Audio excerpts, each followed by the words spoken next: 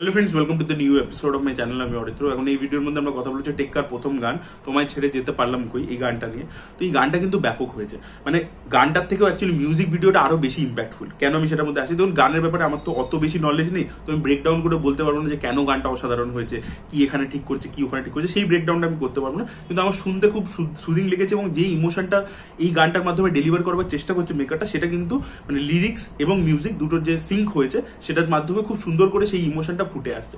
এবং সৃজিত মুখার্জি দেখুন কত ভালো এডিটার, এডিটিং এর সেন্স। আমি পদাতিক ছবিতে ওনার এডিটিং এর বিশাল প্রশংসা করেছিলাম। এডিটিং ওই ছবিটা উনি নিজে করেছিলেন। তো এডিটারের সাথে তো ডিরেক্টরেরও মানে একটা মানে ট্যান্ডামে কাজ করে, তারা একসাথে তারা কোথাও গিয়ে একটা একসাথে কম্বাইন্ড ডিসিশন নেয়।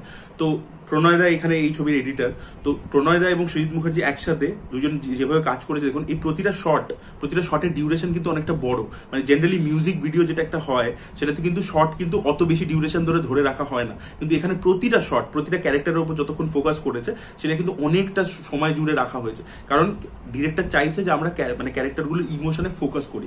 এবং এখানে তিনজনেরই মানে তিনটে কি ক্যারেক্টার, দেব, রুক্মিণী মৈত্র এবং স্বস্তিকা মুখার্জি, এদের তিনটে কি ক্যারেক্টারে মানে প্রাইমারি যে কমন ইমোশনটা সেটা হচ্ছে বাচ্চা মেয়ে, মানে বাচ্চা আর কি, সন্তান। কেন আমি বলছি, দেবের ক্যারেক্টারটার মাইট বি, যেটা হয়তো তারা লুকিয়ে রেখেছে, এর যে চাকরি চলে গেছে এবং চাকরি চলে যাওয়ার জন্য একটা ফিনান্সিয়াল ক্রাইসিসে ভুগছে, তো মাইট বি হয়তো এর সন্তান বা হয়তো যে হয়তো ছেলে বা মেয়ে যে হতো, সে হয়তো কোনোভাবে এফেক্টেড হয়েছে। হয়তো বউ প্রেগনেন্ট ছিল, মারা গেছে বা কিছু হয়েছে, বা হয়তো ছোট বাচ্চা অসুস্থ ছিল, ট্রিটমেন্ট করাতে পারেনি, মারা গেছে, এরকম একটা কিছু হবে। এবং সে এই বাচ্চাটিকে যে কিডন্যাপ করেছে, এবং দেখবেন একটা ট্রোপ হয় এই ধরনের ছবির মধ্যে, যে যাকে কিডন্যাপ করে কিডন্যাপারের সাথে যে কিডন্যাপ হয়েছে তার একটা সুন্দর বন্ডিং হয়ে ওঠে। এটা আমরা হাইবের মতো ছবিতে দেখতে পাই। অজয় দেবগন আর সুনীল শেট্টির একটা ছবি ছিল, নামটা আমার মনে পড়ছে না, ব্ল্যাকমেল মনে হয় মোস্ট প্রবলি, ওতেও আমরা দেখেছিলাম অজয় দেবগনের সাথে সুনীল শেট্টি ছেলেকে কিডন্যাপ করে নেয়, খুব সুন্দর একটা বন্ডিং ওই যে পুরো জার্নিটার মধ্যে তৈরি হয়। সেটা কিন্তু আমরা দেখতে পাচ্ছি দেবের ক্যারেক্টারটার সাথে হচ্ছে এইটার মধ্যে।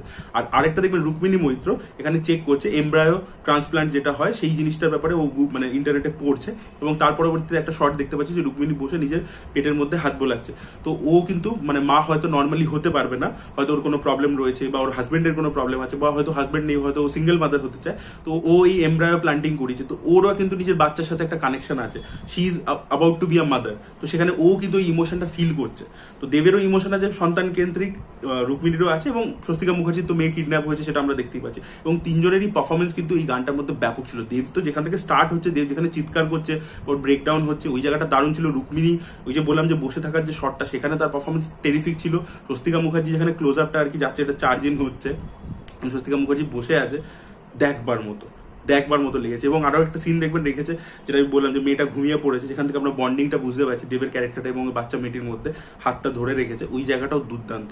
তো ওভারঅল মিলিয়ে গানটার যে এডিটিং বা ভিজুয়ালস গুলো, অভিনেতাদের পারফরমেন্স, এগুলো কিন্তু খুবই ভালো লাগছে। এবং পিছনে লিরিক্স এবং মিউজিক দুটোই কিন্তু খুবই ভালোভাবে ইমোশনটাকে পোর্ট্রে করছে। তো আমার এই গানটা দেখে ছবিটার জন্য প্রচন্ড এক্সাইটমেন্ট। এবং আমরা সৃজিত মুখার্জি একসাথে যখনই কাজ করেছেন তারা কিন্তু কিছু মাস্টারপিস ডেলিভার করেছেন। আমি বলবো না যে এটা একদম সেই মাস্টারপিস লেভেলে গান, মানে যে খুব বারবার শুনে যাবো, বাট গানটা কিন্তু ভালো হয়েছে।